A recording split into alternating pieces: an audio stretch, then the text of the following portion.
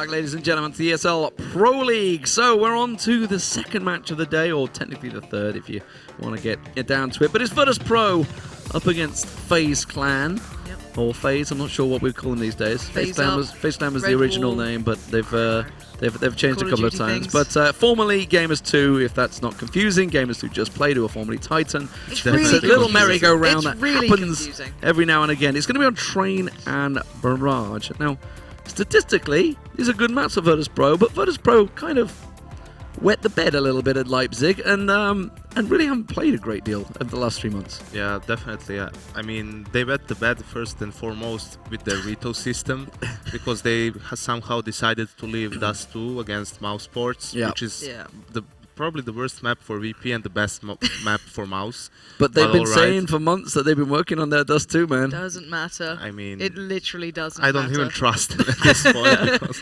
These it doesn't lies. seem. Yeah, so finally they get the 2 good maps for them. I mean, they are definitely the better team here in this particular matchup, but we should see if the addition of Robban for FaZe actually, improve their game.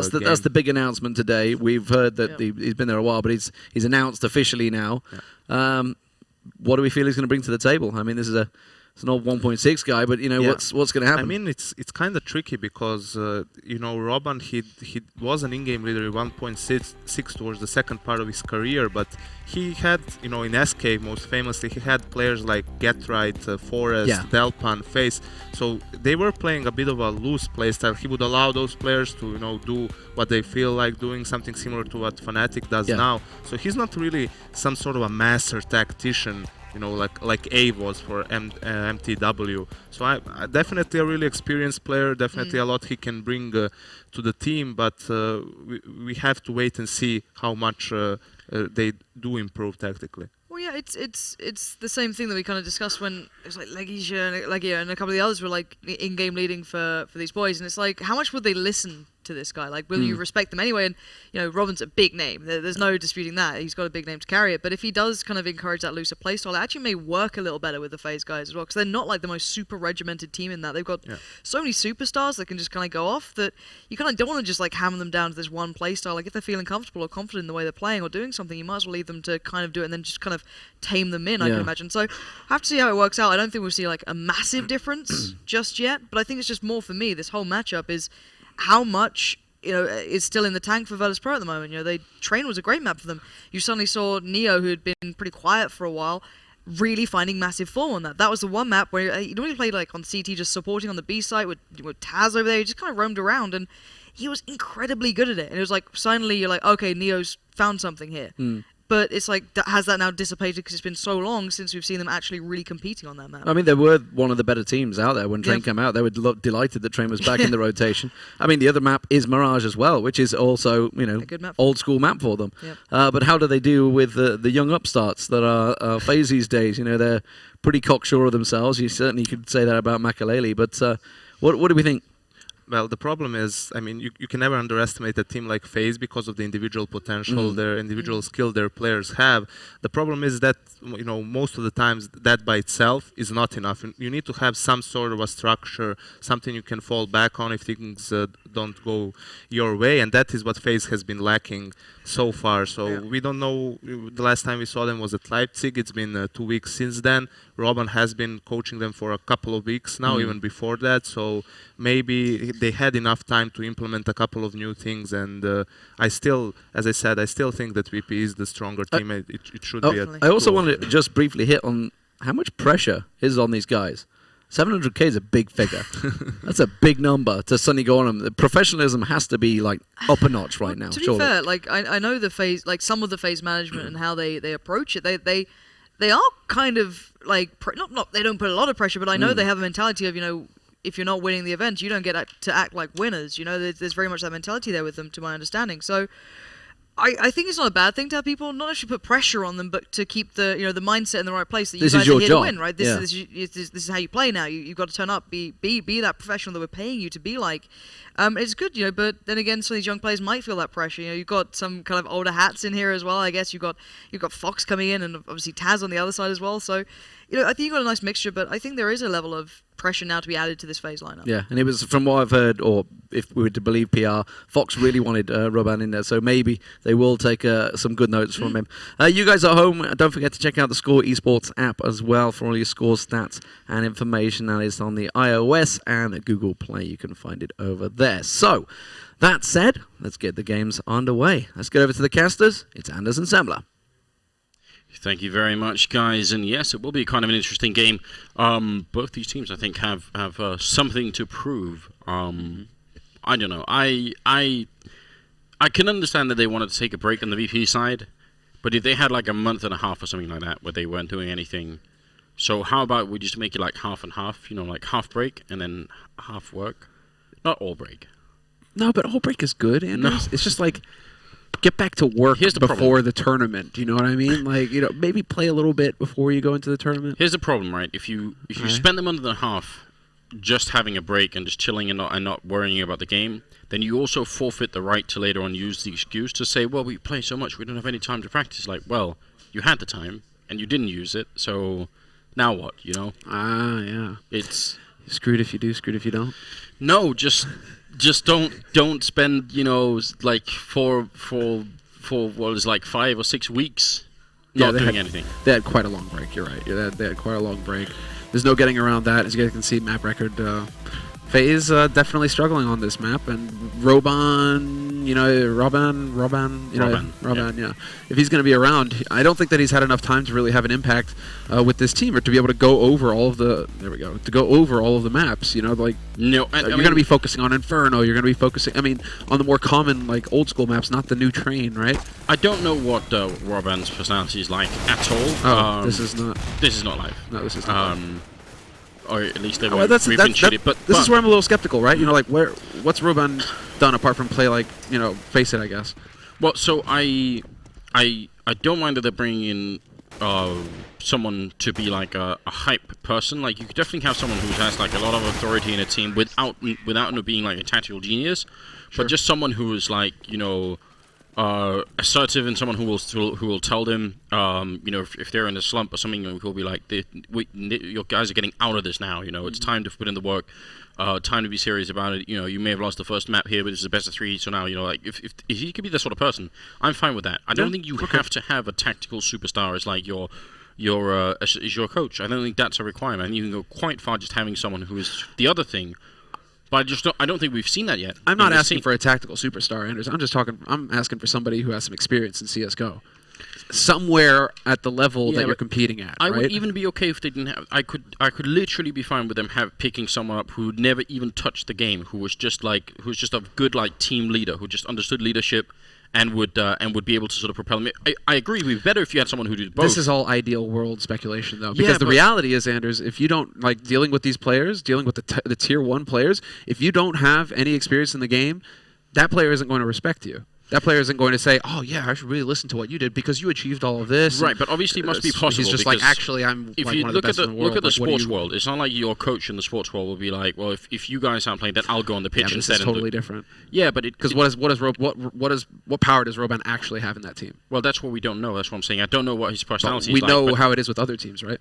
But it is perfectly possible to have someone who you could have someone. The problem is we've never seen it before. No other team has ever picked up a coach who has like. You can't use sports as an example. Sports, the coach decides if you play for his team or not. He's like, "Oh, you don't want to go with my game plan? Well, you can get out." There we go, FaZe Clan. Give Robban that power. Well, it's more like all coaches should have that power, honestly. But the thing is, we don't have the infrastructure yet to be able to have a 6th man on the roster at all times. That probably is true, and right? that probably does undercut the authority of a coach. I still think it's perfectly possible to have someone who is like who's enough of like a leadership figure in the team to be able to unite them in one direction, and that will be enough to make a big impact. What you talk about. But it's just like, it's not realistic when it comes to a guy who's coming from 1.6, even if he is a legend. He hasn't achieved anything in CSGO. No, this is a totally different game, a totally different beast, and really just like the level of competition is so high now. But on the other hand, a lot of the players in this team are young-ish players. Fair enough, AZ. So I think they would maybe more sort of maybe more receptive of someone being like that. Again, I don't know what his personality is like, so I can't. It's hard to comment on. So confrontation. So already then, he's a little bit beta. Is that what you're saying? Damn, they don't take fights, bro. They don't take. They just kind of grumble behind their hands, like, "Oh man, that guy's an asshole." Right. But to their face, they're just like, no problems, no worries, true. no worries. I mean, I think that's a great idea. The proof of that is, look at what a remarkable person Fiflaren has turned out to be now. He's moved to the stage. It's just off the hook, That's isn't right. he? My people are teaching Can't him. be controlled. My people are teaching him. You're right. Out of control, Fiflaren. We're back into the game now, and we're down a player, and we are not in the knife. We're not in the pistol. Yeah, So not as exciting as it seemed. I kind of want to initially. keep looking at myself. So let's just go ahead and. I think we did have Neo join up, so I think it'll be fine. Yeah, I agree. Obviously, if you can have someone who's like a leadership figure and has all like the tactical depth and all that, then that's obviously preferable. There's no doubt about that. But I don't see any reason why you couldn't have someone who because so much of what these people are suffering from, not just on FaZe or VP particularly, but just across all of like the either the tier 1 or the would-be tier 1 teams, it is just mental stuff, you know, where there seems to be nobody in the team who can pick up the team at all. Like once things go bad, it goes very bad. I don't think that, but like for FaZe in particular, they really did need the tactical genius guy because they don't have anybody to call for them. Rain is calling, but not because he wants to. It's just because there's nobody else to do the job. Rain, do you really want like one of the best clutch players in the world to be the one worrying about what the hell Michael Lely's doing on the other side of the map? Like that. I think there's a core problem or a more important problem to be had here, which is just the fact that there's just no leader. Period. And like no tactical, no nothing. It's just they. Okay. Yeah, that's the issue.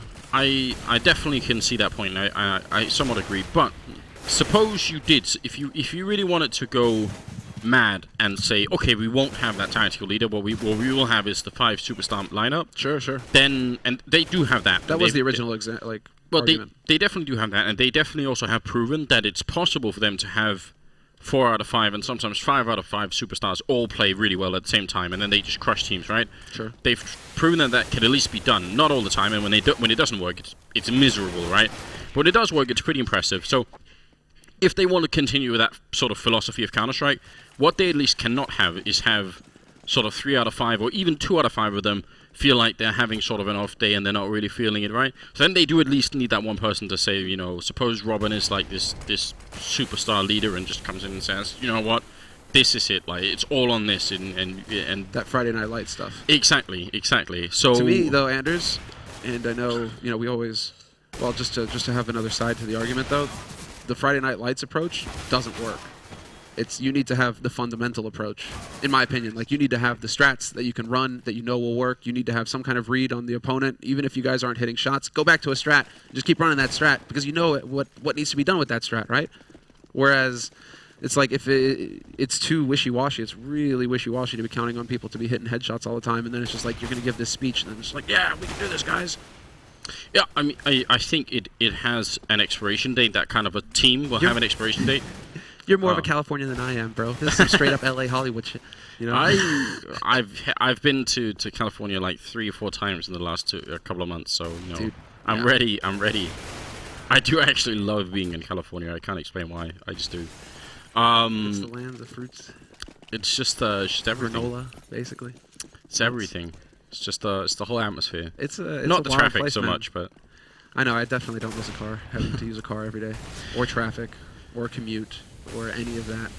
I do think a team like that will have an expiration date. I think if you base it on just feeling really good about your team and feeling really confident and being the hype superstar team that will just run in and get headshots, eventually I think it's bound to be some sort of like big breakup.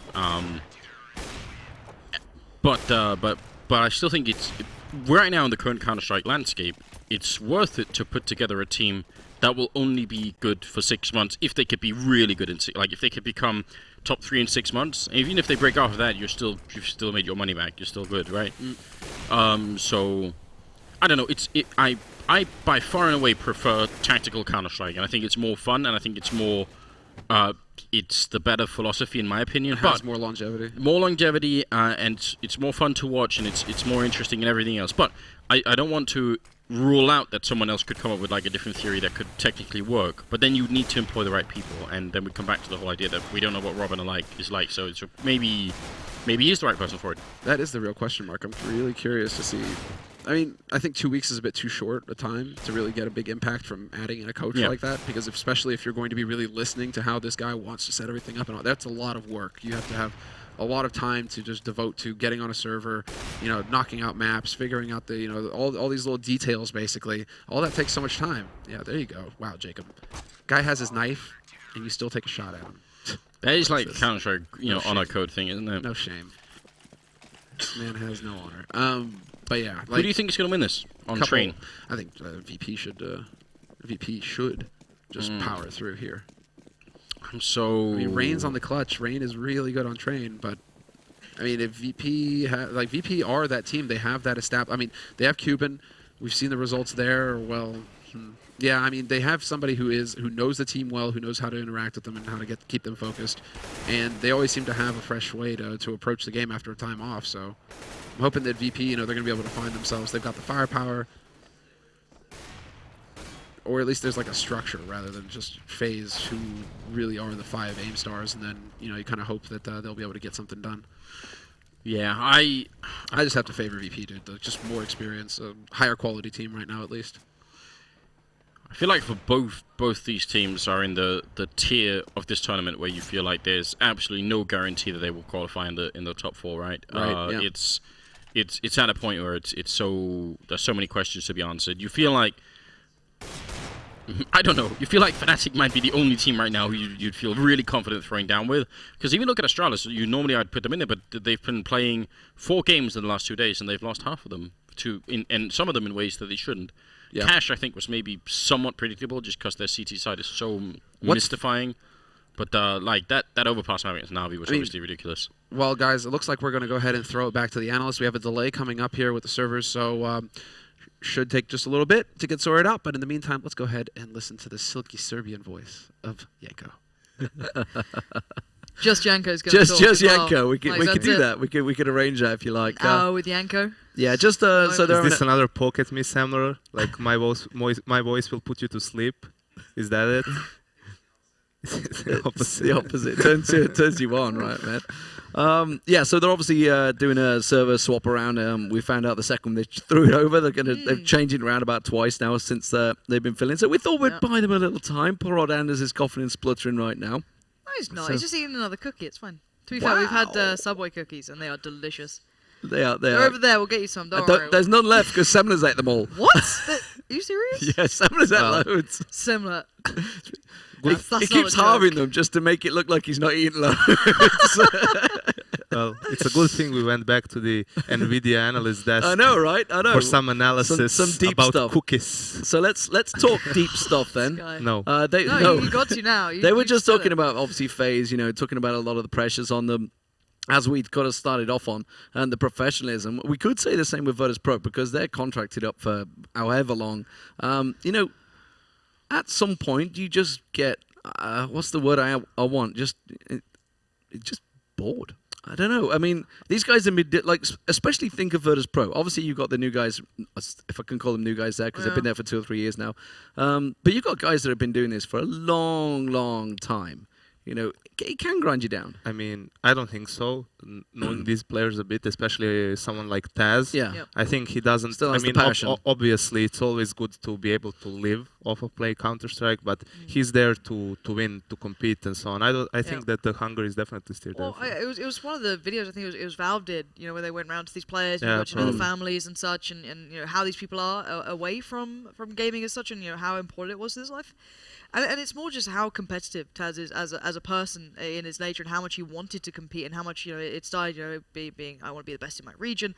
Okay, let me get the best in my continent. Okay, let's see how far we can take see where this. You can push it. And it's a mentality you keep, at least in my mind. You may not ever be able to maybe perform to that degree to kind of back up the mentality that you have. That could be a completely different factor, but you always want to compete, and it's something that maybe just intrinsic to who he is. And I don't think there's any more passionate than Pasha as well. Exactly. It's like, I mean, that's a guy that's like literally lives and bleeds through Twitch. CS. Well, with Twitch as well, yeah. Very popular on Twitch, that's for sure. There's also people need to realize this when players like Taz, Neo, Pasha, when they started playing CS, there wasn't a lot of money into it. Yes, they started exactly. playing the It's only game for recently. fun. Then they started competing. Then it was all about the competition. What you mentioned, being the best in your country. Then so on and so on. Now you maybe have some kids out there looking at like, oh, I want to could be be making those money, I you know? I wanna make a living out of being a CS player or a I'm gonna go pro. Yeah, but for these players, even Snacks and Bialy, they're there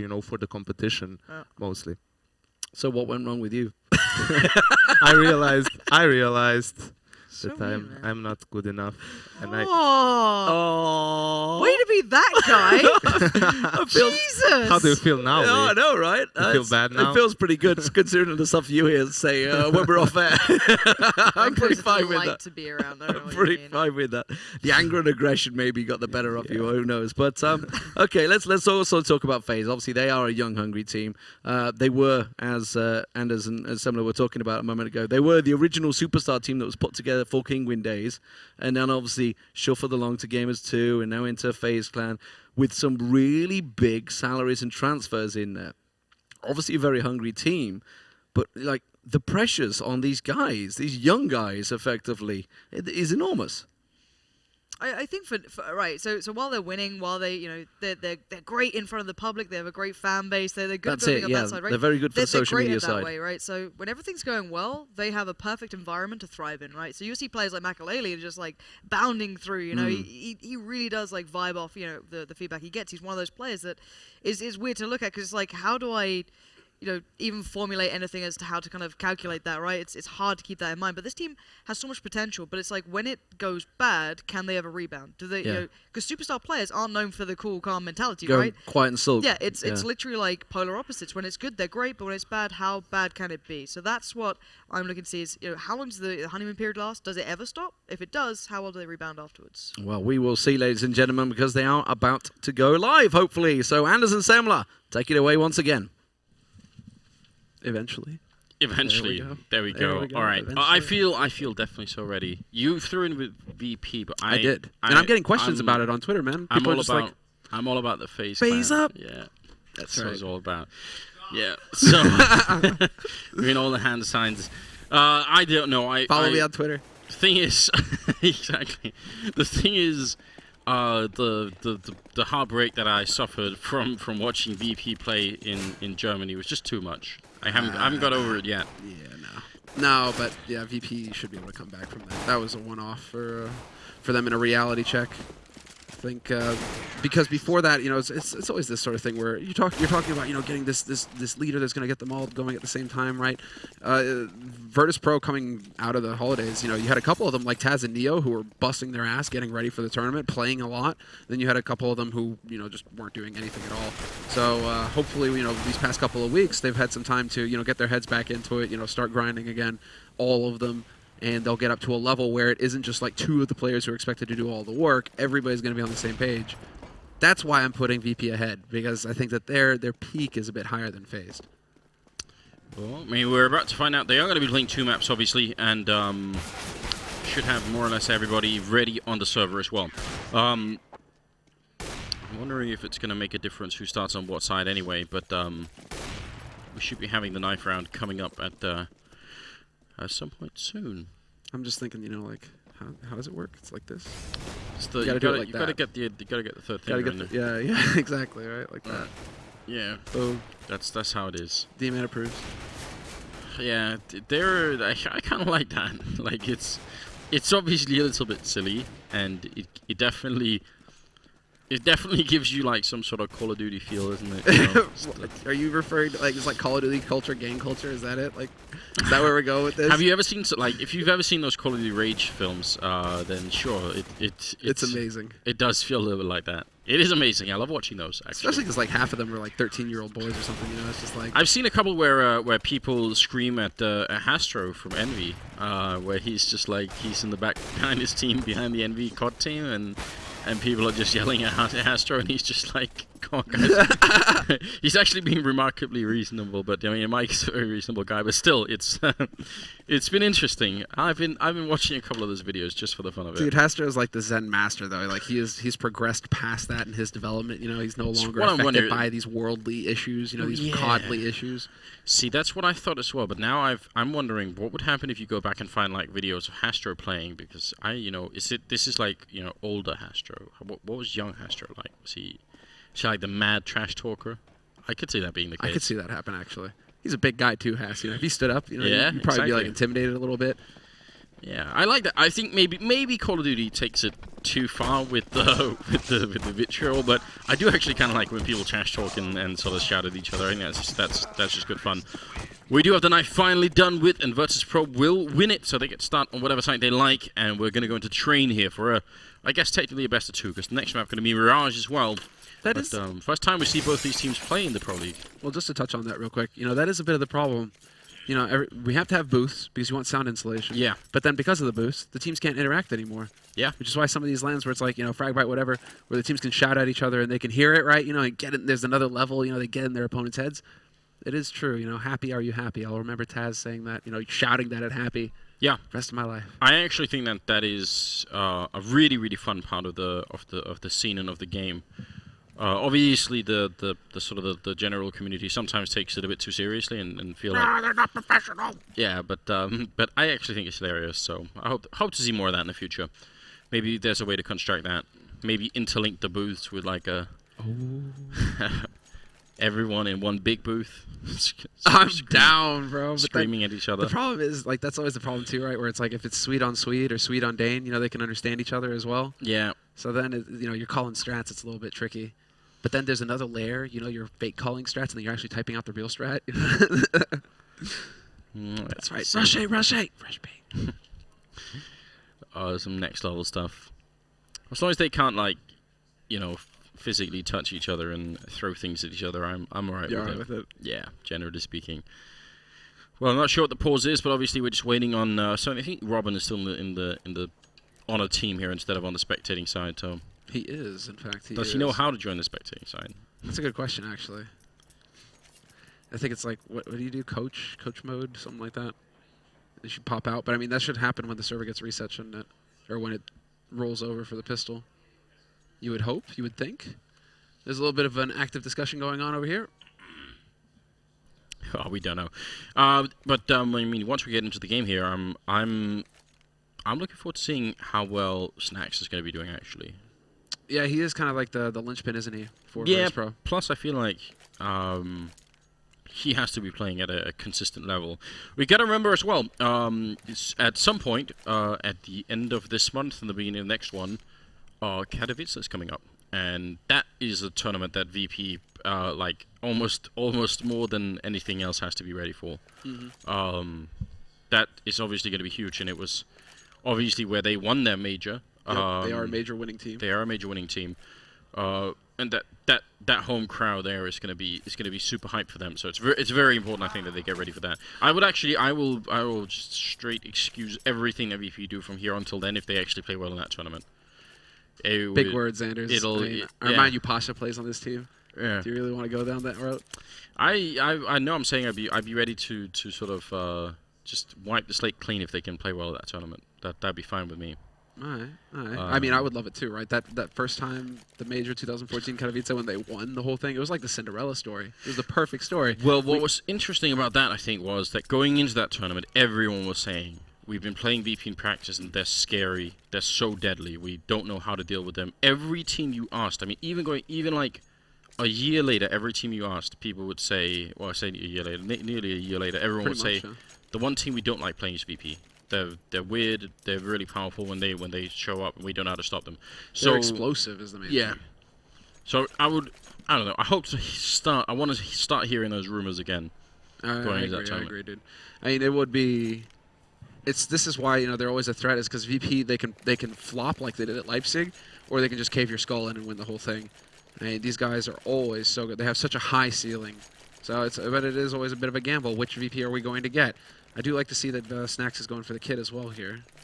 So, that extra 5 seconds on the bomb. We saw how how Astralis and G2 were handling it, basically going 5 Kevlar, no kit, just like, okay, we don't need a kit anymore, boys. Snacks, he's still pre-patch, bro. He wants that extra cushion. Yeah, and why not? I mean, the one thing here that I'm noticing is that if this really is to buy, if it's not going to restart again, nobody has a smoke grenade. Which means It's if Rain or Michael picking it up, probably going to be Rain in that case. yeah, if they pick up a Molotov, then VP can't stop that that play that we've seen so many times in B, right? Where you put the bomb down, got some guy hiding upper with a Molotov, he buys extra time with it, and potentially wins the round. It actually seems like more often than not that doesn't work because there are so many other things that could go horribly wrong. But yeah, I mean, that's something that a lot of CT sides have started doing, is actually buying smokes to counter that specifically.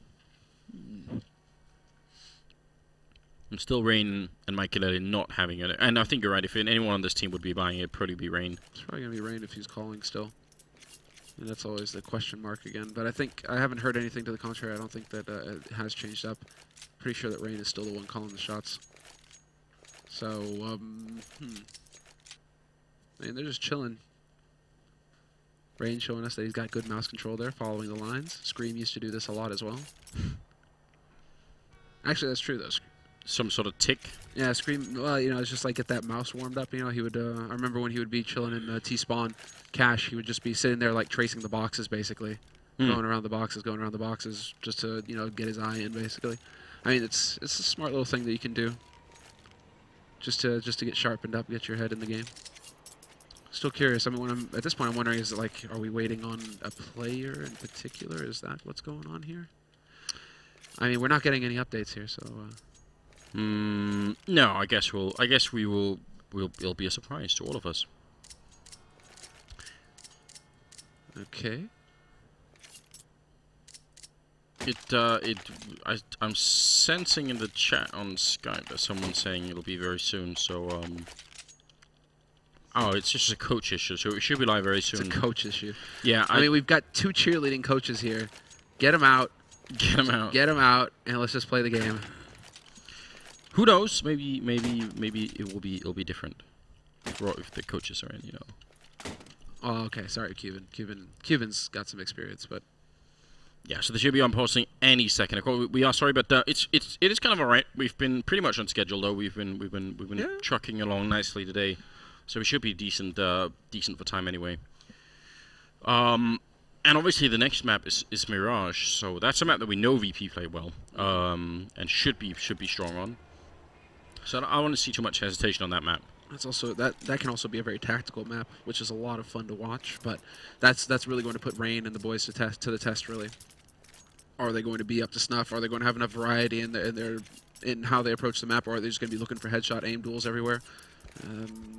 Ken Fox. I think we haven't talked anything at all about Fox, but how important do you think his op is going to be in this match? Because right now, I mean, Neo was going main op for VP. Pasha's kind of dabbling again. It still feels like it's a little up in the air for VP, but Fox is the opper. If he's able to get that op, how big do you think that's going to be? I could see it being quite important. And they obviously have the possibility to go for even the double up setup, just to have Michael pick up the other one. So I think actually on this map as well, I think Fox has shown some promise in picking up opening frags. We'll see if they can actually win the pistol. There's not going to be a Molotov on the terrorist side, so just smoke. So VP are going to sort of get away with not buying the smoke on their side, and seems like we are finally going to be live here. And everybody from FaZe making their way up into white holes while. Look at VP, going aggressive down on Ivy. If Bialy goes to the corner and sees that nobody is there, that'll be so much information. Right now, he's just waiting on the other side and not committing to it. No, but this is definitely looking like they want to go over towards that B site. And Taz, he does have the setup actually with Neo to back him as well. So they have 2 overlapping players here. They're just looking to spam through. If a smoke comes through, they're just going to be trying to fill this area with bullets. Look for that lucky headshot, and it is going to be a group. And Taz, you got to step out a little bit further, man, because you're putting shots into the wall, and he gets pegged down. Oh, we're near enough damage being output here from the VP side. Now they're playing a 5 versus 3. Snack's trying to come through. Look for the shot here. But they're just jumping off the train, and he can't connect with this kill. And that's going to leave AC with a frag on by Ali instead. Now Snacks and Pasha are left, trying to see if they can bring it back. And they pick up a kill each, which is good news. But I don't think it's good enough. Now they're also sandwiched in between Rain. And even if he's very low on health here, he's going to have to somehow get killed before they can actually try and go for the retake. And Rain playing this one very smartly. That took a long time for them to actually finally find him. They do have the kit, so they've got a little bit of time here. And Snacks making his way in from the high ground. He has to get on that bomb and then leave Pasha for the defense as well. There he is right on him, but he gets shot in the back. And Mike Kelly picking up the 2 kills. And that's going to be FaZe picking up the first round. Perfectly done. And Rain as well, dude. You gave him praise. He definitely deserved it. He fell so far back into CT spawn. Yeah. That wasted so much time for Snacks having to hunt him down like that. That was such a big play. But that was also just like textbook on FaZe's part. They got control of the site, and then they pressed forward aggressively to get up into connector, put the pressure on the CTs who were trying to rotate in, instead of just staying on the site, trying to turtle up and defend. That's not how you're supposed to handle it. If you get out there and catch the CTs rotating in, that's when you have good odds of just taking over the site and dominating the pistol. So really well done there by FaZe. That was some solid CS. And actually, this is never mind. I was about to say, this is shaping up to be a pretty nice second round follow-up, except that they dropped the bomb and pop. Oh, wow, yeah, Still but look at the damage done. AC, Fox, and Michael Lily, all of them very low on health. That could have been a much more devastating round. What is good news is that the SMG found a couple of kills, so Rain will have a bit more money to work with. Virtus.Pro, 1, 2, 3 HE grenades currently picked up, so probably going to try and grenade out main. I hope they won't throw them straight away. I hope they're going to wait just a second to see if there's anyone there and then try and go for it. It seems like they're all running there straight away, so it might just be all in here. Oh, and look at this. They're actually going to group up the grenade train in, and Bialy and Taz pick up a couple of kills behind it. This is a great amount of damage being output early on from Virtus.Pro, and now FaZe trying to make their way out of Pop Dog. Some counter grenades coming up as well, but still not looking too bad for VP. They've got a 3-on-3. And Jacob low on health with this Mac 10, but he's doing a lot of damage. Pasha picking up a kill. And then AK, and now he's going to go for the shot. AC shutting him down. And Neo now alone. Pasha getting just a little bit too excited there. The threat of him staying alive with that AK could have been big. Now it's just going to be on Neo, who's only got 31 HP. He's actually pushing through the smoke. He's thinking about it right now. He's kind of hiding on the edge of it. Waiting to hear that bomb, and there it is. That's his go signal, but unfortunately for him, Jacob was ready. So a Mac 10 kill going Jacob's way. A little bit of bonus money in his pocket. And well, FaZe, they've got a very strong economy going into this buy. AZ had more than enough to drop an AWP for Fox, so that was going to answer my question. I was wondering if they were just going to stay all on rifles, try and play quick and dirty, but they are going to just go ahead and give Fox the option to go for the pick early on here. Let's just see. He's actually going to be running all the way down at Ivy, and he's got backup as well. I was just worried for a second there. It's very dangerous, especially against a team like VP that will very often go for some aggressive play. If he runs into someone down there without any backup, that could be detrimental, but this is shaping up to being a slow round from FaZe right now. Taz down on the low ground, holding a pretty cool angle in my opinion. It's especially when he's got backup. It's very hard as a terrorist to predict people being here. You obviously can't see them from the high ground either, so it's generally very annoying. Yeah, a bit of a nasty spot here for Neo as well. You can see him kind of playing around, just looking for that pixel. Smoke goes down. This is going to be a little bit of a fake coming out here from FaZe. They're just going to try and make it look like this is going to be a B hit. Taz falling back, playing very patiently, and Snacks full rotation. Actually, big rotation over here towards the B site here. Virtus.Pro committing everything. And now they've got 2 guys stuck in the connector. As they try and push through, boom, bullets to the face. Perfectly done here by FaZe. What a nice execute. And VP, I'm really surprised. They're usually a much more passive, experienced team, not one to just completely fall and take the bait right out the bat. Well, Neo gets a refrag, and the bomb has just gone down. It's still so much work ahead of VP here to try and get this round back. And AZ going to be picking up the kill here. It goes down to Pasha, but still puts out a bit of damage. And they realize it's not worth fighting for any longer. So Rain with a really good double entry, and that's all it took. I'm really surprised that the VP would call for that because they only saw 2 nades. They saw a smoke and a flash. I mean, that could just be one guy up in Brown Halls throwing those out. I mean, perhaps because Taz got full flash to the, he's thinking, okay, this is it. But single smoke, single flash.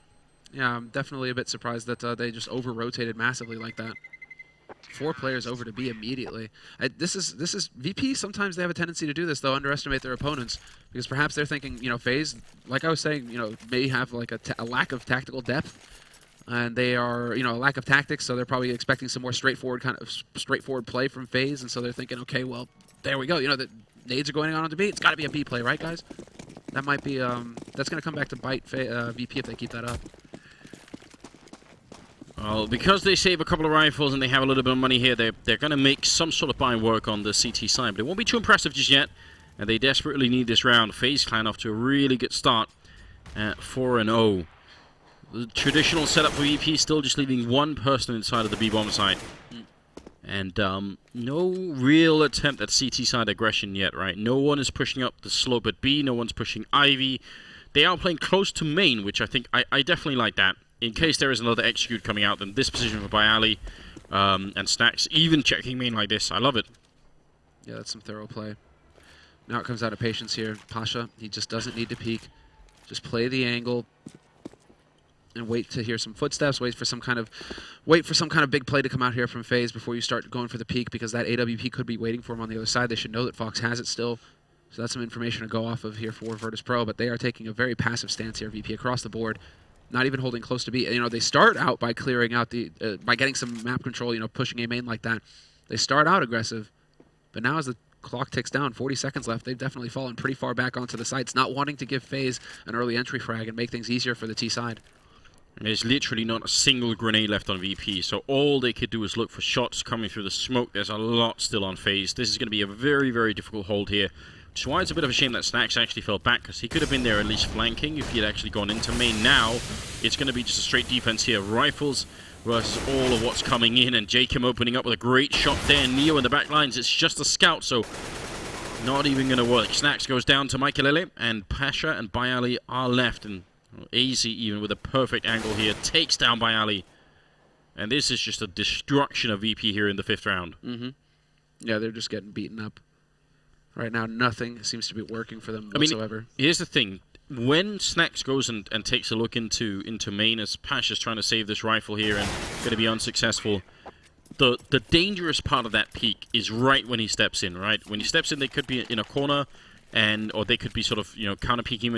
Once he's peeked in, there's almost no reason not to either just at least stay there and go and hide in a corner. If they try and go main, they probably won't be expecting it too much, or continue to try and sneak up, see what you can get. If he stays there and they execute for B, he could just run up the stairs behind him and try and see if he can. I feel like they missed an opportunity there to try to make that aggressive play work even better. Yeah, man, these anti-rush nades left from VP are doing big damage. If there had been a second one there, that would have been a fiesta for FaZe. Shrapnel to the face. The Rain's going to open it up. Rain with the follow-up, and now they have control of the A site, so it works out perfectly here. We do have a backstab coming in from Pasha. He was able to rotate over pretty quickly. Fox, he hears the steps, but he misses the shot point blank. That's a tough shot to hit, and Pasha's going to be able to get out of here with an AWP, perhaps. It looks like he might even be able to save this thing if he gets far enough away. This is actually fairly nice, because Snacks is here to buy time with the scout. I mean, that wouldn't be a bad bit of loot to make it out there for Pasha, but it seems like no one is able to really willing to hunt him so badly right now. Snacks turning the wrong way at the wrong time.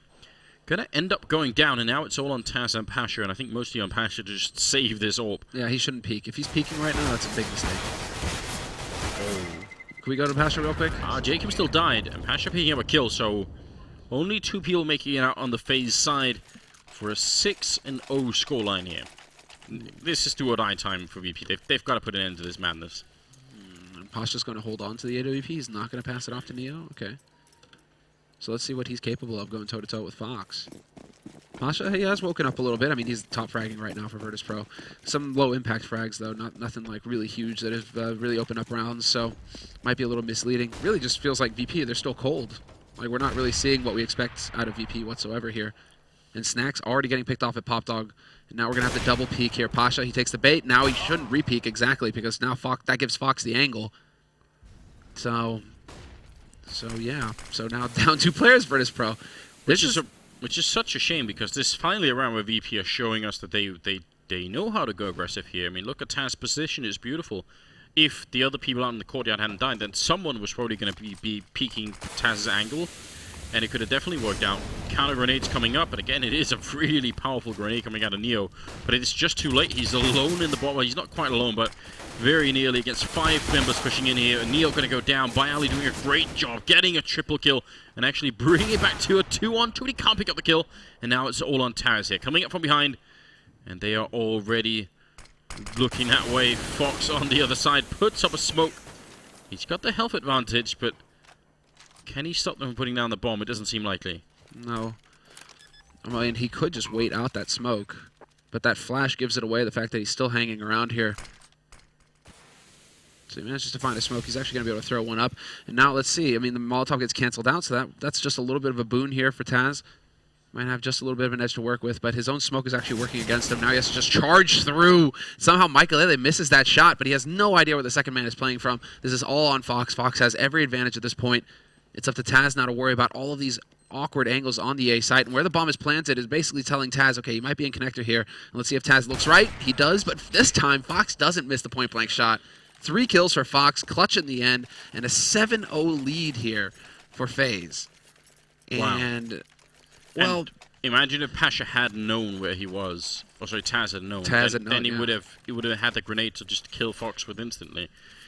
Well, such is life, and it's going to bring us into the 8th round where, I don't know, like, Virtus.Pro, you can also tell that they're getting a bit desperate here. We got the M4 Mag 7 buy-up, just trying to make this work.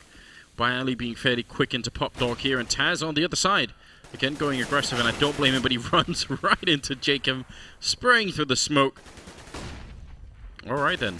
Neo has an M4 at least. And he's on the B site, but FaZe, they're slow playing it. They're very wise at this point to just take their time. They could have tried to press forward aggressively, but then there's an element of risk there. Instead, they choose to try and slow the pace down, take advantage, well, just take advantage of the fact that they've managed to get the opening kill on Taz so far.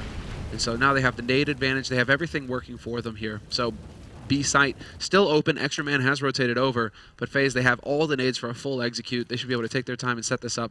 Just make sure that they're comfortable because they have everybody alive still as well. Jacob setting up for a Molotov that goes all the way at the back of the bomb train there, so not at all bad. Neo going to be going down after getting a quick kill on one. Stacks playing close to the Max 7, but the problem is at range. Michael just has all the advantage, so now we're in a 2-on-2. Ali and Pasha, they need this round. They know that Michael is lit, though. So that's a little something to work with here for Virtus.Pro. And there we go. Bialy, he will get the backstab, but then that opens it up. It's all on Fox now. Little does he know, Bialy has no HP, so he could take that fight straight up with him. Instead, it's going to be the long-distance battle with the Tech 9. And Pasha's going to be able to get the spray in the end to close it down. So finally, Virtus.Pro are able to make it work. They even get an AWP out of the mix. And now, well, Anders, do you believe in the comeback in this first half? Not so much, really. I feel like it's gone on for too long here, and as far as I can tell, it's just Pasha and Bialy actually killing people, and not really anybody else on VP. Whereas on the FaZe side of things, you could tell that everyone is helping out. I mean, Rain's got a couple of more kills, but it's nothing significant, really. Yeah. So, which is good as well, considering Rain seems to, you know, at least in recent memory, he's been struggling a little bit with the fact that he had that leadership role. His own individual performance was dropping down a little bit as far as the frags are concerned. The fact that he's sitting up there with double digits right now has got to be feeling pretty good for him. And now, well, this time Pasha got the angle and just trading shots. Pasha dropped down to 88. And there isn't really a whole lot else that he can hope to do here because now there's 2 players waiting on the other side of that smoke. Yeah, I do wonder. For just a short time, people were interested in doing the sort of the jump peak with the AWP, where you sort of jump into an angle instead of trying to walk it in or crouch into the angle. And it seemed to work pretty well, but then people went away from it again. I wish people start doing that more. You're talking about Nothing and Kenny? Yeah. I think Nothing is the one that everybody refers to, right, when they talk about that jump peak. Yeah, but you're right. Kenny was doing it for a while as well, and I mean it is like a sort of a 1.6 thing. So, but when they changed the AWP, that seemed to be like that was the logical follow-up to it. Either way, Taz has been picking up a kill on Rain here. Still about 40 seconds left, which is not really that much time. And FaZe, now that they're a man down, can they still make this execute work here? Good presence on B right now. Another player close to the C connector. So they should be able to make it in here and defend the bomb side. Actually, they bring the bomb back into Pop Dog here. This might be a bit too elaborate for FaZe right now. 20 seconds to try and make it out. Byali even spotting one guy coming out of main. Pasha picking up a kill. Snacks as well. And Byali winning the fight against AC. And, well, Michaelelli can't do much. No, he is just going to get caught out. And yeah, that might be FaZe trying to overthink things a little bit, especially because Byali stays alive in that position, as we saw. He's going to be that eternal thorn. He doesn't even need to take the fight. He can just stay alive there, and they're always going to have to worry about that backstab coming in FaZe. But everybody hit their shots. That's the main thing to take away from that. Everybody hit their shots on VP's side. FaZe use a lot of nades to try and sell that fake, and it just doesn't pan out. You need to hit the headshots at that point if you're going to try and brute force your way onto a site like that. So that's that individual performance, you know, not really stepping up this time. Again with the anti-rush nades, and just Rain gets pummeled. Fox is down, follow-up shot missed by Snacks, and now he knows somebody's playing from Pop Dog rather, so he's going to be getting in position to deal with that. Well, Rain has got pretty close here to the bomb train, so he's being a little bit annoying with this Tech-9 doing a lot of damage. Taz could have gone down, still favoring the VP side here. Even if Taz is just a bit low on health, Grenada raining out as well. They can make it back in time. There's already one member of VP here at the B-bomb site. It's Taz, though, and he won't be able to put up much of a fight. Snacks, on the other hand, if he makes it in, and he won't be there on time, actually. So just a little bit slow on the trigger here, our VP with a rotation. Taz trying to run up on one side. He's making a lot of noise. He sprays and wins the fight against Michaelelli. And now it's all on Jacob out in the open as well. And Snacks will take him out. So Virtus.Pro, third round in a row in spite of a pretty powerful rotation coming out of FaZe. Yeah, pretty fun to see these guys as well, just playing. They're really using those ladders now to try and shift things up in the desperation moments, right? You know, just go flying off the side of the ladder. Yeah. I'm liking how the pros are starting to figure out how to use the movement on this map. Exactly, Snacks. That's what I'm talking about. That was solid work from Taz, really. Just the no fear. I have low HP. If I can get in here fast enough, I can catch the bomb planter before he can get his gun back out. And it worked out perfectly there. No way to win from the 2v1 after that. But FaZe get a bomb plant, so they should be able to get... Yeah, exactly. Wow. Thought that we'd see at least a couple more rifles here, but instead it's just Tech-9. I like that they're prioritizing the HEs, or rather the nades here. They actually have some options now that they have some utility, rather than just going for the straight-up rifle play. Bit of a combination a la Envy. Yeah, I mean, on a map like Train, I don't think it's a bad idea at all. I'm still a bit disappointed that VP aren't trying for more information here. I don't think it's been a single round where they've pushed Ivy aggressively. They've had, like, Byali close, but not close enough to actually know anything.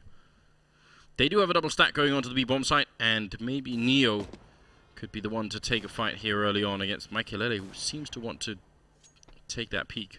Yeah, AZ got tagged down as well. So that was actually a pretty strong start. That was Snacks there to support. Flash is going out. Taz there with the peek. Big spray coming out from him, and Neo and Taz just dropping everything. FaZe, that's the bomb down. Michaelelli just goes charging through with the Tech-9, but he's not going to live through Neo's hail of bullets there, and it's going to be AZ now with 4 HP. And literally they can just spray. There you go. Byali, he gets the kill in the end. So, nice recovery there by VP. That's 4 rounds in a row now for them. They're really turning it around here. And no bomb plant for FaZe means after a force buy like that, it's going to have to be a quasi. So, pistols, a couple of Kevlar, a couple of Kevlars picked up. Do they go, is somebody just going to bite the bullet and go for some nades here? Michaelelli actually has the money. Unless he's trying to prioritize having an AWP for Fox, but that shouldn't be a problem. Not a single nade. Not a single nade. Not even a $200 investment into a flash, Anders. Just a single flash. Just one. Just one. It's not like, there can only be one. This isn't Highlander. You could even go nuts. Have 2 flashes. And a smoke. All right. I think there could be only one. It's also a Warcraft 3 cheat code, if not. I think it is. I just remember, but this was like Age of Empires, wasn't it? All your base belonged to me. Yeah, that was one. What was the other one? Was it like Good Daddy or Dad? So like to get the car? Big Daddy. Big Daddy. Wasn't it Big Daddy? I think it might have been. That's you got the car with the rockets. Yeah. Oh wow. Remembering really, really ancient cheat codes. How do we get into this topic? All right. 7-5 is the scoreline. 13th round coming up, and you've got to give Virtus.Pro credit here. 5 rounds in a row. Really, really slow startup time, but it's good that it happened because they are playing another map, and that's Mirage. So even if it's going to be somewhat difficult to recover Train right now, they do want to get back in it and actually show that they can do something here. And they definitely have so far. They've got the double setup still in play. And FaZe on the other side, we've also got to question them now and say, Can they actually get some rounds through now that VP have come a bit alive here? Well, it's also that VP have the economy to go for full buys now. Double AWP, That helps. full nades, incendiaries, smokes, flashes. You know, that was one thing. You know, FaZe, if you're constantly winning these big important rounds that control your opponent's economy, VP, you know, they've always been a little light. They've been having to go for gimmicky stuff like, you know, triple nade into A main, etc. Now they actually have the firepower. But as I say that, Pasha gets picked off by Fox, and that was over by Ali. So again, he loses that duel to Fox. That's just not gonna cut it. That's just not gonna cut it.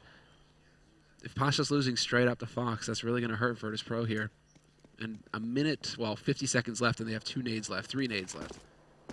It's not ideal here for VP, especially being a man down. Train is starting to feel a little bit, well, I mean, this is what we've been seeing in general, but it's pretty crazy how the T side can hold on to so much utility late into the round. CT side, I mean, we're 35 seconds left. They don't have a single nade. Yeah, he used all of it here. Bit of a strange peek from Jacob there. Nobody even flashing him in or anything. And look at Ali's doing great work. Triple kill on him before he finally gets disposed of. Now it's down to AC and Michaelele here. 2 versus 3. Neo still alive, and Michaelele looking for a shot on him. Trying to see if he can make it up on this train. He's going to go down, and it will be VP winning the round. 6 in a row now. Trying to bring it back, and the Polish team have definitely come alive. They have an infinite amount of money for the rest of this half. And FaZe Clan, okay, so here's what I would like to see. They did win 7 rounds in a row by simply going slowly.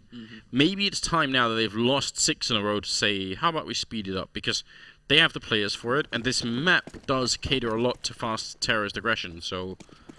Straight out onto the B side is what you're talking about, basically. Or rush A main. I mean, it's been some really good counter coming up, but if you get the right spawn for it, then try and get out there.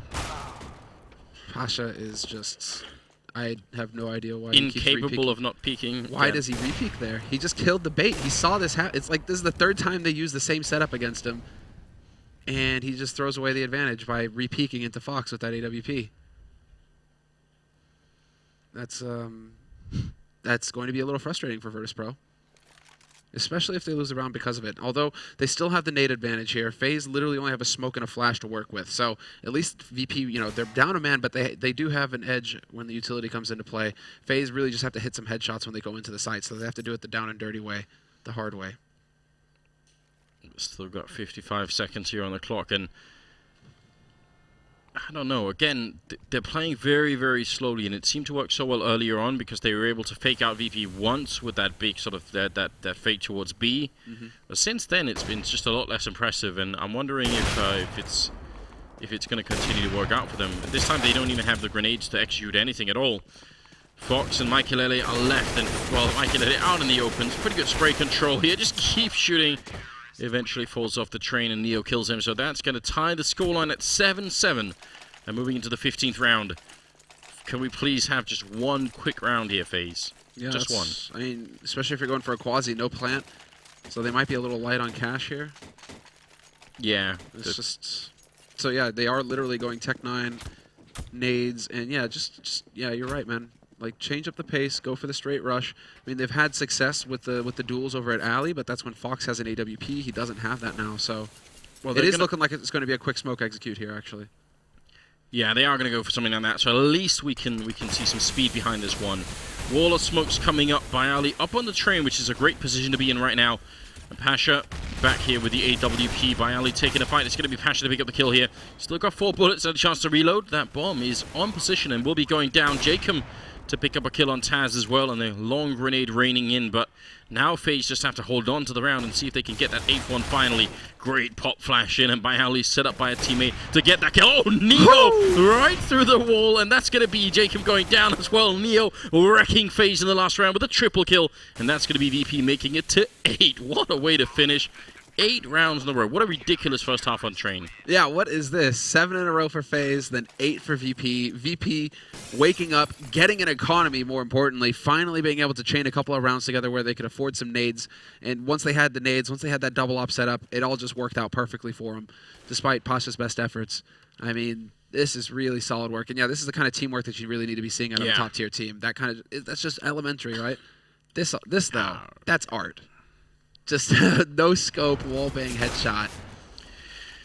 Well, That is very encouraging, obviously, especially if you're a VP fan and you were a bit disappointed in Leipzig as well. So it definitely seems like the team is still there. Mm-hmm. They just need to get some more coffee in, less break, more play. Let's break more play. Yeah, or maybe they're having like a little bit of an envy moment, right? Where it's like the first half, halfway through the first half, they start waking up. Did they not also literally sign like a 2-year contract with VP? Pretty sure they did. So that also means that essentially they're safe for a very long time in sort of contractual terms. So I'm also thinking that maybe they're just a little bit less motivated to actually go all in here. Go grind. That's something you got to worry about. But look at this now. A lot of speed behind only one person holding an AC. He can't stop. There's too many people shooting his way, even with Glocks. That's going to be a great little push coming out of EP. They have a Molotov still, and there is not a smoke right now on the CT side. But Jacob and Michael are hitting a lot of shots. Taz going to go down with a bomb. I mean, it's going to be planted by Ali alone, and he goes down. It's a flawless round for FaZe. That looked like such a good start as well. I agree. And I was about to praise VP. I mean, regardless, that is solid work from VP. They get control of the site. They press forward. And then I think what happened is, unfortunately, one of the guys who was going aggro, who's pressing forward, was carrying the bomb. So instead of just getting the bomb plant down and start that clock ticking, they had to worry about running up to get the bomb back, to run back to the site, to get the bomb plant. And in the meantime, everybody's dying on Virtus.Pro because FaZe are rotating in. So yeah, it seems like maybe there's some miscommunication there as far as who actually was carrying the bomb for Virtus.Pro. And look at this. They get the bomb plant, and then they buy up full pistol armor and everything else here. Probably expecting that maybe FaZe are going to be having a lot of SMGs, which they don't. Well, they do have 2 P90s that are very good against armor as well. So this is definitely no joke for FaZe. They want to see if they can close out this game. I mean, they need the momentum, right? We saw they still got a very good round count. I mean, number of rounds rather picked up on their T side phase. So I mean, in no way are they like behind in this match. And them tying it up, winning the pistol, this should put them ahead.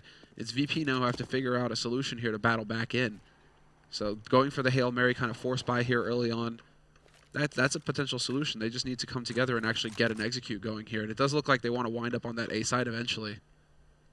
And why not? Why not? Just go for the straight up A execute, get the smokes down, and then just run in behind it and get that plant. Yeah, smoke coming out as well. A couple of flashbangs to follow it up, see if they can make it work. They're still delaying. They're actually bringing the bomb back down towards Ivy here as well. Are they going to try and see if they can explode out that way and actually maybe overpower Rain? They certainly got a good position for it here, and Rain going to end up going down. Pasha, some very good work, and that's going to leave the rest of the A-bomb side in a slightly awkward position, but good job from Jacob picking up the one. Fox down to 7 health, and he finally will be dropped. Jacob still up in the sniper nest doing a lot of damage, and falls actually off the ladder, taking a bit of fall damage. Again, down he goes. Neo now in a 1-on-2. Trying to go for a Pyth over here, man. But that's a triple kill for him. And basically the one position that's a hard counter, and that's sick. FaZe, they just lock it down. Single kill for Michael, 1 for Fox, and Jacob just triple kill for him. The young talent who's basically been active in the international scene for like a little over a year now. Because I guess Pantamera in January of last year was his first international event where he got, he really got to play against world-class teams. I mean, this guy has been on the up and up for a year, and that's why. Because he just gets into position, and then you can count on him to pick up a kill. This time he gets 3, but Jacob is consistently solid for FaZe. And that's the one spot as well. Like the fact that he manages to get up in sniper, that's the hard counter to the smoke execute. Yeah. So you're seeing over all the smokes. You have the bird's eye view. So the smokes are useless. If Jacob stays alive up there, he's a perpetual thorn in VP's side. And now VP with a couple of flashbangs, and that's all they've got. And what's interesting is that there's still no HE, no Molotov at all on FaZe here. So actually AC he's still in a decent position, and he's got a smoke he could put up. But if he's just a little bit hesitant here, if he's a little bit too late with it, this could get really tricky. He's got some backup kit behind him as well. Mike Hilele holding on the C connector, but you still got to worry when they don't have an HE here, because that would be the perfect way to stop a rush like this. Oh, well, there we go. All right, FaZe. Let's see. Big spray. Everybody's flashed. They're trade places. Oh, my God, AZ. He's getting so much out of this. They finally kill the guy, but there you go. AZ with a bit of a lucky break, I guess. Yeah. Like a big lucky break. But it's beautiful when it works out. Yeah, I would say that could have gone infinitely worse for AZ than no bomb plant either. Even though they made it into the site, but I think they wanted to go even deeper and see if they could kill AZ, and then that took too long ultimately. Yeah, So the second man that AZ killed there, I didn't catch his name. He was carrying the bomb and it dropped behind AZ, so then Taz has to take that fight. That's just nasty. But AZ's feeling good. He's finally got some action over there on the B site. Yeah, my time to shine, boys. And now he's going for more. Oh, and this is such a strong position. Taz is going to be very hard-pressed to peek this one. The question is if AZ can make it out alive afterwards. And that's obviously going to be relevant as well. He's making it down the ramp, and Taz, you could see, he heard exactly where that was. And now AZ playing the corner. This time he does have a Molotov, though. So if they try and come for him in a similar way, that's going to be significantly more difficult. Puts it up and falls back into the site. And now, what, 3 people still on the A-bomb site, but a couple just making their way back in here. Michaelele. And even they're gonna not keep anyone else near C connectors. This might be still a difficult hold coming out of FaZe here. That is a really nice. Well, incendiary going down. AZ there to buy some time. Unfortunately, Michaelele isn't going to get a target fast enough. And there's a Taz already pushed in a connector, so AZ, he's at risk. But more importantly, the rotators exactly. Jacob has no idea that somebody's playing that close up, and he gets taken out just so easily. Taz now, he just keeps doing work. This guy, 2 kills and key frags at that, and the bomb has been planted. Great improvised flashbang coming out of Taz then. Still a 1-on-2 here with Rain coming in from the high ground, looking for a shot. Oh, he's not going to be able to get it. And now Neo and Pasha, they can hide all day here. I don't think Rain should even actually try to. There's so many angles here. But Pasha goes for the fight, which he seems to do a lot. That actually gives a chance for Rain here. He tabs the bomb once, flashes himself for no good reason, and Neo shooting him in the back. And that's going to be the escape here from Rain.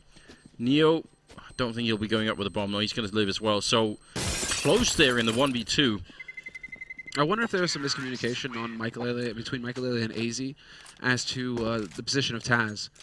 That it had AZ been able to spot the man running through the trains there, he comes out from lower ramp. That's up to AZ to spot that. It looks like if obviously if Michaelele is the one watching upper, right? And so the fact that Taz is able to pick him off for free like that, that definitely kind of threw a wrench in things for the defense on that B site. Well, obviously because he goes on to get another kill in connector and just basically throw everything out of whack. But yeah, I'm wondering, that is something to mention is that Fox is Portuguese, but the rest of these players are Scandinavian. But I wonder, I think they're still communicating primarily in English. So it could be that moment's hesitation, between getting the information across if you're speaking your mother tongue or if you're speaking a second one. How does that work? I mean, it's one of those details about Counter-Strike. I feel like we don't often get enough of a chance as just viewers of the game to experience, but it is really, really important, that pinpoint communication, and sometimes it does fail to have pretty, and it has obviously great consequences for those teams, especially on a map like Train. There's so many angles that you don't necessarily have words for, right? You have obviously the sort of the numbers for the lanes, so you know what second lane and third lane are. But you also have to have essentially a name for each carriage, and it just becomes very elaborate. And you see on the one side or the other side of it, there's too many positions to have words for all of them. So sometimes you have to be like, he's behind that first train, and then maybe that's not quite enough. Well, that's just unfortunate for Snacks. Jeez, and then Jacob with the perfect timing. Jacob with the triple kill, holding close to Electric. But Fox with 2 kills as well. Between the two of them right now, they're just rocking VP. And that was a big round for Fox. But yeah, it's just, look at the difference that's going on here. Snacks, we mentioned him at the beginning. You did, actually. That he is the key player here for Virtus.Pro. We're going to be watching him to come up with clever stuff behind the smokes, getting those key frags in. He's trailing at 7 kills right now. Everybody else on VP, getting up into the double digits. Whereas on FaZe, they're all in the double digits, and they're all fairly close together. So no matter who really ends up taking the fight, they're all doing a pretty consistently good job right now, FaZe, at winning them. Well, just like when you're playing Fnatic and you're against JW, who might not necessarily be the top fragger on the team. Oh, that's a nice push from Snacks. Snacks is supposed to play a similar role. He can't get the shot in. That would have been an epic kill on a Michaelele. It's not going to be the case. Taz now trying to see if he can make it out with just a Glock in hand. But at least if they could get the bomb down, that might help a little bit. But great defense being put up here by AZ. Yeah, they're doing everything right at this point, FaZe. So Rain picks off Pasha. That was back in CT, back lane basically by Ali. And now Bialy spots out Jacob. Long range fight with the Glock. It's basically, you might as well be shooting spitballs at him. So he's not going to get anything out of that. And, well, FaZe, they're developing an economy now. It's looking better and better. They're going to have a little bit more room to breathe with, whereas Virtus.Pro, they have to go for 2 Galils just to be able to get some nades, actually just to be able to get some rifles. And I wonder, I find that a little questionable, actually, when you could just go, because if 3 guys could afford AKs and a couple of nades to work with, just go Tech 9. Yeah. Just go Tech 9 armor, get the Molotovs, get the expensive utility, versus, you know, just going for a couple of Galils where it's just like, meh, you get a Deagle or you get a Tech 9, you're going to be effective. Neo just gets outright wiped out by Jacob, who pushed through his own smoke. Oh, and the grenade follow-up, very smart play from Rain here, doing great damage. He follows up with another kill. Snack's going to be going down and now by Ali. Well, he finally returns, but he's also down to half health. And look at the control that Fox has up here with the AWP. So much information. That position alone allows for the rest of FaZe to be on the A bomb site. So if they come here, they're going to run into the AWP. If they go A, then it's going to be a tough fight. This is going to be key. Pasha taking point coming out from main. He's going to get that smoke down, blocking off Rain. That's useful, but then it gets a bit toasty in here. He's going to have to push forward, and guess what? Rain is waiting for him. Perfectly done. Taz, he's at 1 HP. He finds the headshot on Michael Elliott. Rain still looking for the shot. He's got that M4, Rain. Just got to spray right through. There's an HE on Fox as well. If he just puts it in Taz's general vicinity, he doesn't even need to really dunk it on him. It's going to be easily done, but Rain will be the one to pick up the kill in the end. That flash almost forced Rain out. It looked like he had no idea who was standing, so that was a bit worrying, but it's 13-9, and FaZe 3 rounds away from making this map work for them. Off of a very good first half, even if they did end up losing 8 rounds on the road, they still obviously did a good job.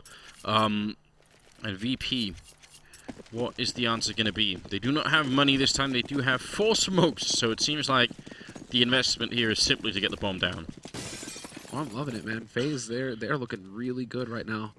Definitely not what I was expecting coming into this match. Fox is hitting his shots. AZ's there with the follow-up peek. Catches Bialy. Well, catches Bialy looking the wrong way, and then just takes the fight straight up with Snacks. Takes a 3rd fight and comes through. And now Pasha, well, what are you going to do, Pasha? You're caught in a bit of a crossfire, bit of a tough spot as he crosses over to try and pick up that bomb. Fox is there to annihilate him. And again, between 2 players, they just mop up Virtus.Pro. So VP with the hard eco means that they finally have money for AKs, for nades. Does Snacks go for the glass cannon? No, he doesn't. So just straight up AKs and full nades across the board here. No AWP present, though, for VP. So how are they going to deal with Fox? Well, I mean, there's the obvious answer, smokes. But, you know, that op battle, it could be coming in handy here if, you know, they... I mean, it kind of makes you think, is actually, you know, does VP, are they still trying to figure out who is the opper on the team? It's just like Pasha was using it, Neo was using it, like everybody's using it, but who's the go-to guy? It's not like they have a Fox who it's like, it's your role to op. You are going to op every time we can afford it. Yeah, I'm not sure. I mean, they should obviously have someone who seems to be dedicated to it, and I think on some maps they do, like on Cash. I think Neo uses it as well. Yeah, so Neo, I still think it should be the main person for it, but overall, this has just been a map I think filled with a lot of doubts on the VP side. Now they have a chance to execute on the B-bomb side at least. They are pulling a couple of people with that play down at Ivy. But Jacob here, this is what I said I wanted Snacks to do, which is stay in main like this. And just because it's such a powerful position, we'll see if it's going to work out for him or not. Bialy is right on the other side. So if they execute here, I think Jacob's position is going to be key. No matter where they go, actually, it's going to be a powerful position. No, nobody's close enough? Yes, there's somebody close enough here. Who is that? That's Fox with a flash? I mean, is Jacob waiting on a flash to come in right now? What is that? That just... No, okay, Fox gets the trade. Fox gets the follow-up on his Snacks as well. Okay, he just made up for it, and then Rain catches out Pasha. They're just getting wiped out across the map, Virtus.Pro. They can't do anything. No chance at all. Taz out in the middle of the courtyard. He sees Fox, and he really wants to get that kill. He's at least going to do that much, but... Still a 1v3 with 10 seconds left, and the bomb's all the way back there. He picks up the kill, but he can't really do much afterwards, and ends up going down a Rain. That is going to make it 15-9 here, and map point for a FaZe. Wow, that bomb plant would have been huge as well for them. It might have given him a chance, right? Might have just given him a chance. Unfortunate that the bomb got dropped that far back. But I got to give it to Fox. I mean, well, that was a save, right? You know, Jacob just peeking without a flash, without anything, when his teammate has a flash up close like that. That's a little awkward, but the fact that Fox gets the 2 follow-up kills, I mean, that just made up for it right there. But that's individual performance, right? You can't always count on Fox to land those shots like that. Looks like a straight-up aggression here into B site, and AZ, he's going to get caught. So VP just trying to do the best that they can. Michael Lele, he is now trapped. He's trying to run his way out of this, and he will be able to do it, but then Bialy's through, and no joy for him. It is going to be Virtus.Pro with 4 players alive getting control of the B site, but they have hardly any utility at all here to make their lives easier. They are going to be pressing forward, and that's Pasha, the only guy with any utility. Finally puts down that smoke, but now it's got to come down to the shots. Jacob doing really good work, getting that double kill in there. Snacks with the refrag. Still a 2-on-2. Snacks on the bomb side, and he really hasn't had a good game, and Rain is going to shut him down as well. Neo spraying from behind, but he goes down to Rain, and that will be the map here. 16-9 in favor of the FaZe clan, and I don't know, that was just a really, really weird game. In the first half, obviously, just split the half between them, taking 7 rounds first and then losing 8 in a row was FaZe. But for the second half, it seemed like VP just never really had a clue what they were doing. No, yeah, I'm really shocked actually, because this is like Leipzig VP. It's just like VP who, you know, I mean, it's been a couple of weeks now. Yeah, definitely a little bit surprised to see this level of shakiness coming out of Virtus.Pro, who are still one of the top teams in the world. I was gonna try and point out, you know, if you have someone like JW or Snacks or anyone like that who plays a little bit aggressively and a little bit, let's say, just like constantly off timing, right? Sure. Whatever the pattern the rest of the world plays in, they play a little bit off of that. The advantage should be that the other team will be super hesitant, or they won't accept. They will always feel a little bit uncomfortable, whatever happens, right? They'll always be like, oh, there's a smoke up there, but we don't know if someone's going to push through it because it could be JW on the other side. The downside is obviously that sometimes you will just straight lose that player because he does push through a smoke and there's someone waiting and they die, right? So there is like a sort of balance going on, but it feels like Snacks isn't doing that so much anymore. So then I'm wondering, like, is it a confidence thing? Well, I mean, he was clearly off this game. I don't even think he got it to 10 kills on that whole match. No, I don't think so either. So, I mean, that is not what you expect out of your hard carry, basically. Like the guy who makes a lot happen for your team. Yeah. That's a real issue. So, bit of a shame. It looks like we're going to go ahead and take a quick break, guys, before we go into our last map of the night. It's going to be between these 2 teams. It's going to be on Mirage. You don't want to miss it, because if VP keep playing like this, we might have a 2-0 for FaZe in a single night. So let's see what happens.